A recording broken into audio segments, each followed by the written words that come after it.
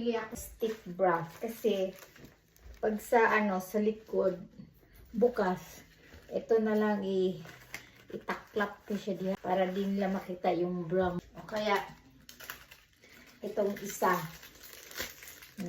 Ito na lang gaganyan mo. Kaya yung ito, itapal na lang yan sa ganyan, both side. So, hindi ka na kailangan ng bra ng mga yung may strap dito. Kasi pag bukas yung sa likod mo, makikita yung bra mo nandyan sa likod. So, ito na lang gamitin mo. Either ito, ganyan lang, or ito siya. Depende sa style na gusto mo yung sa damit.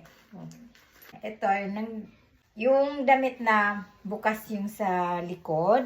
Kung gusto mo yung hindi makikita yung bra, ang gamitin mo is